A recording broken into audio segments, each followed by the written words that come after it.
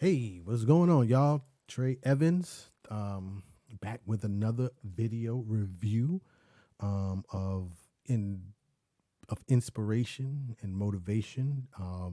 For those of you, this is the first time you're checking out my channel. I create motivational content, but one of the things that I've been doing as of late is also reviewing videos that inspire, motivate, but also get you to think and videos that seek to enlighten you and to change or give you a different perspective on things. Today, I'm reviewing a video from Vusi Thembekwayo. For those of you who don't know who he is, it's okay. You may not know. I recently discovered him as well. Vusi is an entrepreneur. He's a venture capitalist, a global speaker. He is from South Africa, and is, you know, known not only for his business ventures, but also for creating dialogue that challenges theories that exist, um, challenges challenges theories that have existed for quite some time. And in this particular video, he is presenting another argument to the 10,000 hour rule. For those of you who may not know, the 10,000 hour rule basically states that if you do something repetitively in terms of whether it's training or education or your profession, if you do it for 10,000 hours, then you will become proficient at it, and be able to excel in whatever field that you're in. And Malcolm Gladwell and several other people have talked about it, so you can definitely Google that and check out YouTube videos. There's a lot of videos about that. But this is Vusi Thembekwayo. He's challenging that theory, and I thought this was a great video for us to kind of engage and watch in and go from there. So as always, I'm gonna stop the video in between when certain points are made. If you enjoyed this video, please like the video and subscribe to the channel. Please leave a comment. Like I say all the time, I'm trying to get the feedback to see if this is content that you're interested in. I'm doing it because these are passion projects for me, but at the same time, I want to make sure that I'm covering topics that you guys might be interested in as well. So again, like and subscribe, and leave a comment. But I'll get the video started, and we'll go from there. I had the privilege of being invited to speak at a conference. And I spoke at this conference. I was the penultimate speaker, which means there was one speaker after me. And I walked into this conference, and my title was How Malcolm Got It Wrong. And what I spoke about in the speech was, in the book The Outliers, Malcolm Gladwell, who is without question one of the foremost thinkers of our time, speaks about the 10,000 hours. And he's right? So if you think about the premise of the ideology of the 10,000 hours, Malcolm referenced somebody else's work. So it wasn't his work. He referenced a scientist who'd studied athletes, more specifically gymnasts, tennis players, etc., between the eras of the 1910s and the 1940s. And the scientists tried to answer an interesting question. And the question was this: what does it take to reach the top 1% of any chosen field or industry? So in any chosen field or industry, what does it take to reach the top 1%? Really the peak of the summit. And after almost 3 decades of study, the scientist found that if you committed yourself to 10,000 hours of practice, diligence, commitment, you had a better chance of becoming part of the top 1%. And it makes sense, doesn't it? The greatest soccer players of our time, you hear about stories about how they were playing soccer from when they were yay high. The greatest tennis players of our time, the greatest golf players of our time, you hear stories about how they start the sport at a very young age. They're more committed than their peers. They spend more time doing it, and they therefore become part of the top 1%. So I just want to stop the video right there because this theory again about the 10,000 hours is one that has been discussed and debated multiple times. Just before he even gets through the rest of the video, it is something that I've promoted myself and tried to practice myself in terms of dedicating hours and hours into my craft. This is one of the skill sets that I have in terms of communication, and I can tell you without a doubt that I have put 10,000 hours into this, probably way more than that, trying to get to the elite level. Now, other aspects of the things that I do in terms of the production and video quality, those things I'm still working on. But in terms of the communication, in terms of being able to communicate, I know myself, I have invested 10,000 hours into that. So before he gets into the debate of it, I just want to say that I subscribe to the 10,000 hour rule if you're trying to become proficient in any field that you're currently in. But let me finish. Let me go back. The theory of the top 1% is 100% correct.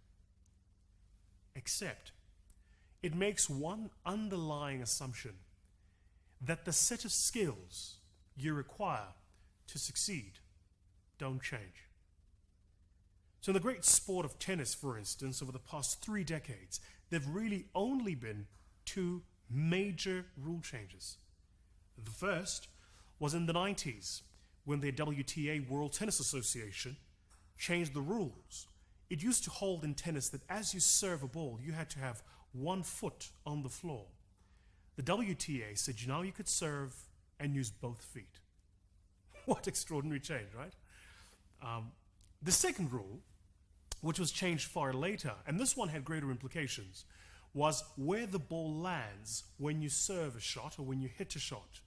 There used to be a specific line that if the ball landed within that line, you got your points. If it landed outside, you were outside.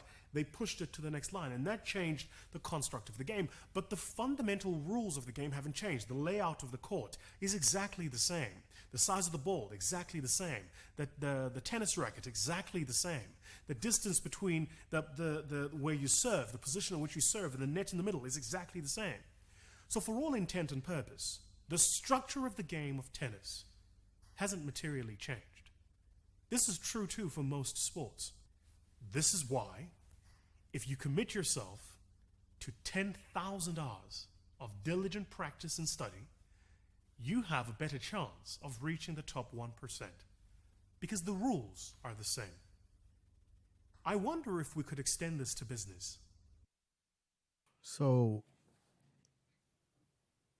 I get what he's saying. He's saying that no matter, as long as you put in the work, if the rules change in the industry or the field that you're in, the practice that you put in to become proficient in that industry, you still will be able to perform. But he made the comparison to tennis, and I'm immediately thinking that, well, if you have practiced 10,000 hours with serving from 1 foot, and now they tell you that you can serve from both feet, the 10,000 hours that you put in trying to serve from 1 foot, I don't know if that's still valid at that point, because technically the rules have changed. Because if you could do it with 2 feet now, that may give the person that didn't have the ability to consistently serve with 1 foot an even playing field. So I think on that part, I'm pushing back a little bit on that part. I know he's saying the rules haven't changed, but the rules kind of have changed in the example that he gave. But let's finish the video. My experience, remember I work in private equity, I spend my time looking for companies that are run inefficiently that we could purchase and run better and exit at a future date, which means I'm essentially looking for organizations that can help me deliver exponential rates of growth. In my analyses of these businesses, I have to ask myself the question, how are they run? And often what we've found is they are run on the premise of the $10,000. They've gotten really good at doing this thing because they've spent hours and hours doing it. So, when Malcolm Gladwell sent 10,000 hours, he was correct. What he did not tell us is that that rule made a single proviso. The proviso was the set of skills, competencies, and tools you need don't change. If they do, then you might have spent $10,000 getting really good at something that's not of value to the consumer. Okay, so I guess I should have let the video play out because I was saying, wait a second, if I just spent 10,000 hours practicing on one foot and now the tennis league says you can now serve on 2 feet, I'm like, I just wasted 10,000 hours perfecting something that is no longer needed. But he's addressing that. That's why he's the man. That's why he's the man. But let's finish. I want you to just take a moment, pause, and think about that. Think about then our very famous case study of Kodak. They got really good at making film, except sooner or later, that's not what consumers wanted. Think about the business of Oxbaron. Got really good at making ox wagons. Sooner or later, that's not what consumers wanted. Think about the business of Smith Corona. Got really good at making typewriters. Sooner or later, that's not what consumers wanted. So we can get really good at doing something. That we're good at it doesn't necessarily mean it's of value. That's a great point. That's a great point. And you see that a lot, not only in business, but even in individual professions. Like, I've seen people, for instance, I have a friend who works in for a delivery service. I won't mention the delivery service.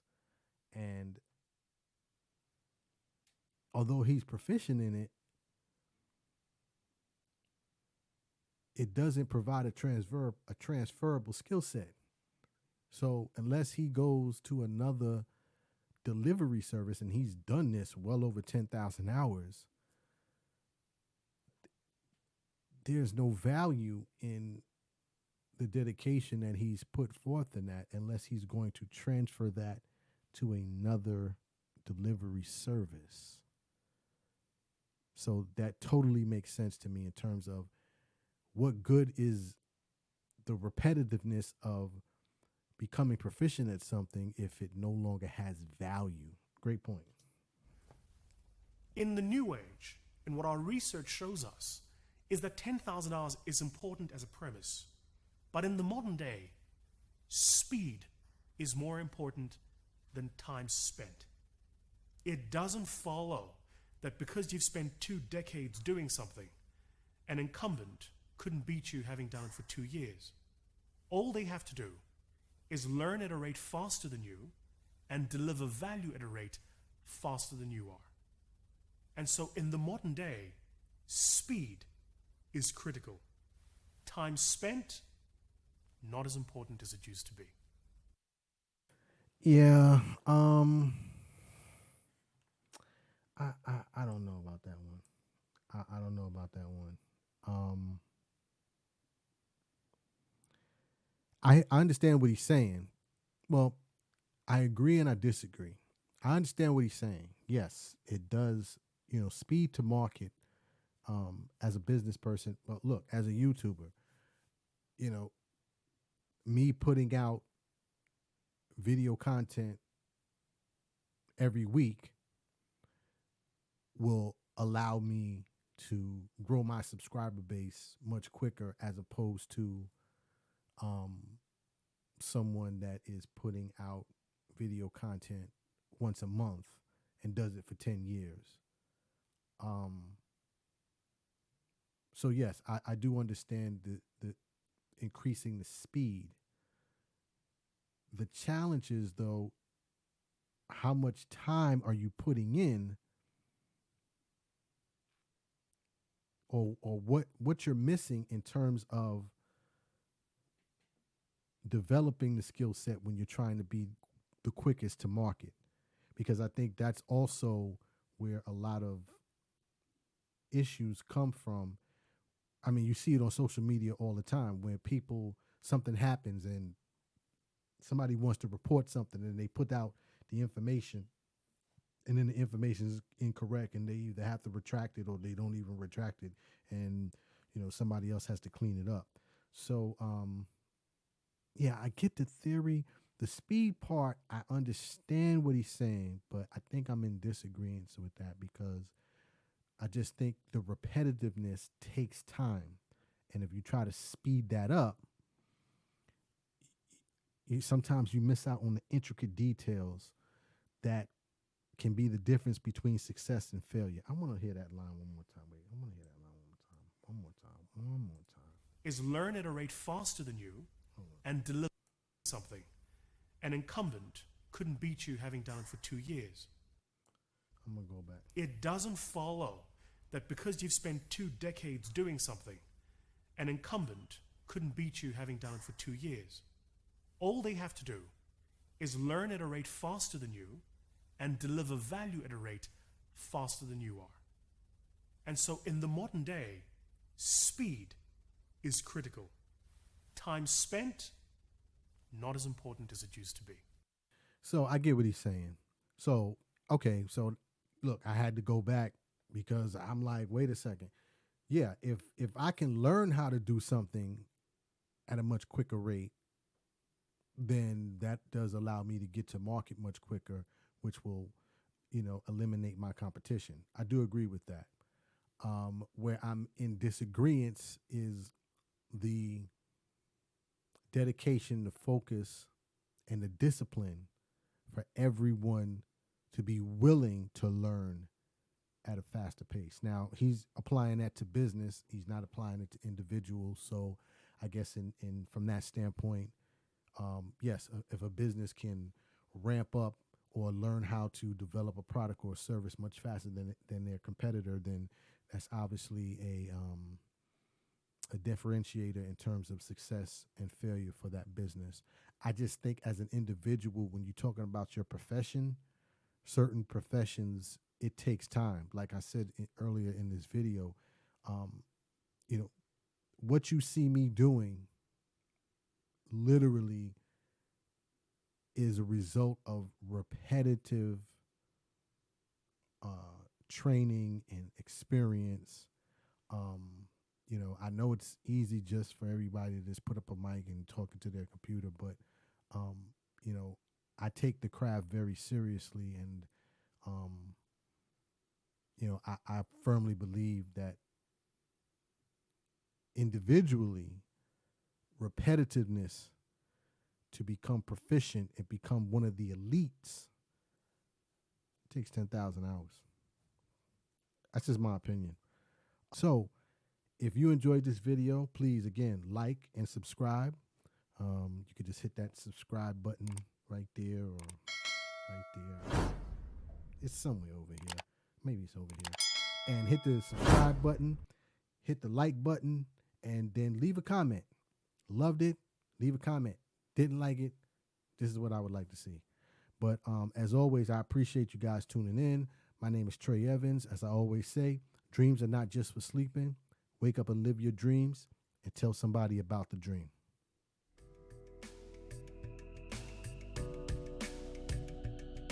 Tell them about the dream.